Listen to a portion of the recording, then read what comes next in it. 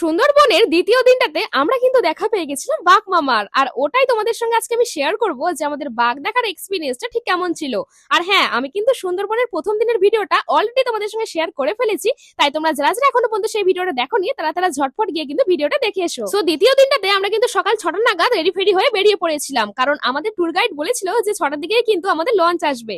তারপর আমরা কিন্তু এখান থেকে বেরিয়ে পড়েছিলাম একদম সোজা ঘাটের উদ্দেশ্যে। আর আমাদের রুমটা থেকে ঘাট কিন্তু ওই মোটামুটি হাঁটা পথে আই থিঙ্ক 7-8 মিনিট লাগে। তো আমরা কিন্তু তারপরে সোজা চলে আসি ঘাটে। আর ঘাটে এসেই তো দেখি এখানে কিন্তু অনেক অনেক অনেক লোক রয়েছে, আর সবারই কিন্তু নিজস্ব লঞ্চ রয়েছে এবং এজেন্সি রয়েছে। আর সেই মতোই কিন্তু আমরা আমাদের এজেন্সি লঞ্চটাতে উঠে পড়ি। আর উঠে পড়া মাত্রই কিন্তু আমাদের হাতে চলে আসে গরম গরম চা আর বিস্কুট। আর তারপরে কিন্তু আমাদের ঘাট যখন সোজা যাচ্ছিল তখন আমরা দেখতে পেয়ে যাচ্ছিলাম যে নদীর পাড় দিয়ে না অনেকগুলো বানর জল খেতে এসেছিল নদীর ধারে। আর সকালের এই নদীর দৃশ্যটা না এতটা সুন্দর লাগছিল, আর সঙ্গে না ফুরফুরে ঠান্ডা বাতাস বইছিল, তো মনে হচ্ছিল পুরো মনটা না জুড়িয়ে যাচ্ছে, মনে হচ্ছে এখানেই আমি থেকে যাই। তো যাই হোক, তারপরে কিন্তু আমাদের ট্যুর গাইড এখানটাতে চলে আসে কিন্তু পারমিশন নিতে, কারণ আমাদের লঞ্চটা আজকে ঢুকতে চলেছে বাঘ যেই দিকে থাকে সেই এরিয়াতে। আর এরপরে কিন্তু আমরা পেয়ে যাই হচ্ছে আমাদের সকালের ব্রেকফাস্ট, যে ব্রেকফাস্টে ছিল কিন্তু গরম গরম লুচি, ছিল কাবলি ছোলার ঘুগনি, আর সঙ্গে ছিল একটা করে কিন্তু ডিম। আর তারপরে কিন্তু আমরা আমাদের হাতে ব্রেকফাস্ট নিয়ে এখানটা কিন্তু ব্রেকফাস্টকে কমপ্লিট করে নিই। আর তারপরে খাওয়া দাওয়ার পরে কিন্তু আমরা চলে আসি আমাদের আজকের প্রথম ডেস্টিনেশনে, যেখানে প্রথমেই ঢুকতে আমরা কিন্তু দেখা পেয়ে যাই বনবেবীর মন্দির। সেখানটাতে প্রণাম করে আমরা কিন্তু এগিয়ে যাই জঙ্গলের ভেতরে। আর আজকের যেই ডেস্টিনেশনে আমরা এসেছি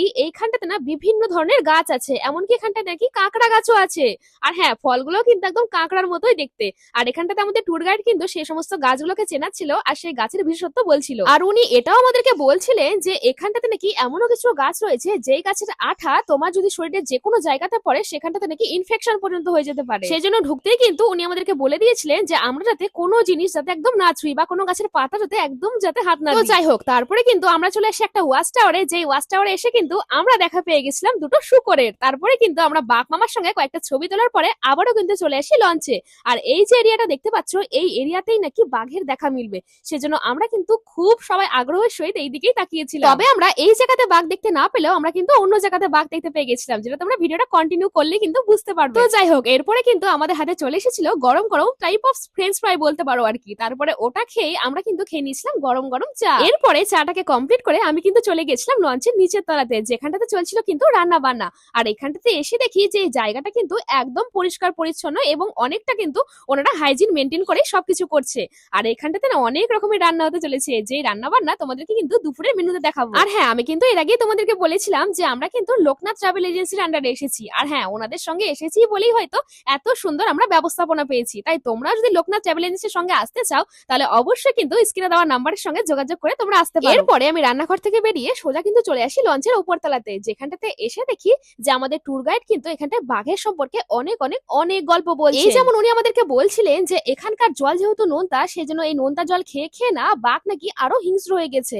আর উনি আমাদেরকে এটাও বলছিলেন যে এখানকার বাঘটা কতটা বড় এবং তার লেজের দৈর্ঘ্য আর সঙ্গে তার নোকেরও দৈর্ঘ্য। আর এগুলো গল্প শুনতে শুনতে না আমরা চলে গেছিলাম বঙ্গোপসাগরের দিকে। আর এইদিকে এসেই তো আমাদের কিন্তু ঠান্ডা লাগতে ধরেছিল, কারণ এই দিককার ওয়েদারটা না একদম পুরো ঠান্ডা ঠান্ডা। আর যত আমাদের লঞ্চ এগোচ্ছিল আমাদের তত ঠান্ডা লাগছিল।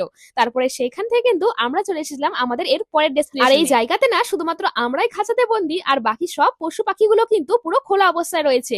এই যেমন দেখো এইখানটায় কিন্তু আমরা দেখা পেয়ে গেছিলাম হচ্ছে হরিণের। আর আমরা এখানটাতে টোটাল কিন্তু 3টে হরিণ দেখেছিলাম আর সঙ্গে একটা গোসাপ। আর এই জায়গাটাতে না টোটাল এখানটায় দুটো ওয়াচ টাওয়ার আছে, যেই ওয়াচ টাওয়ারে উঠে তোমরা কিন্তু অনেক উঁচু থেকে এখানটায় বিভিন্ন ধরনের পশু পাখি দেখতে পেয়ে যাবে যদি তোমাদের কপাল ভালো থাকে। তো যাই হোক, এরপরে কিন্তু আমরা চলে এসেছিলাম আবারও আমাদের লঞ্চে। আর লঞ্চে ওঠা মাত্রই কিন্তু আমি দেখি যে আমাদের লাঞ্চের কিন্তু ওনারা ব্যবস্থা করে দিয়েছেন। আর সেই দিনও কিন্তু প্রতিদিনের মতোই কিন্তু অনেক ধরনের মেনু ছিল দুপুরের খাবারের জন্য। তো চলো তোমাদের সঙ্গে আস্তে আস্তে সেই মেনুগুলো এক এক করে শেয়ার করা যাক। তো আজকের মেনুতে ছিল ভাত, ডাল, ঝুড়ি আলু ভাজা, লেবু, লঙ্কা, সঙ্গে ছিল পাবদা মাছ, ভেটকি মাছ, আর সঙ্গে ছিল কিন্তু চিংড়ি মাছ দিয়ে লাউ আর বড়ি দিয়ে একটা তরকারি, আর সঙ্গে সব থেকে শেষে ছিল কিন্তু চাটনি ও পাঁপড়। আর জানো তো এখানকার মাছগুলো ছিল কিন্তু একদম ফ্রেশ। আর আশা করি তোমরা এই ভিডিও ক্লিপটা দেখেই বুঝতে পারছো। তো যাই হোক, এরপরে কিন্তু আমরা দুপুরের খাওয়া দাওয়া সেরে কিছুক্ষণ পরে কিন্তু চলে আসি অন্য একটা ডেস্টিনেশনে। আর এই ডেস্টিনেশনটা হলো ঝড়খালি ঘাট। আর এইখানটাতে কিন্তু আমরা দেখা পেয়ে গেছিলাম বাঘের। তো চলো এখানটাতে ঢুকতে হলে কি কি করতে হবে তোমাদেরকে দেখাচ্ছি। তো প্রথমেই তো এখানটাতে 40 টাকা করে এক একজনের কিন্তু টিকিট কেটে নিতে হবে।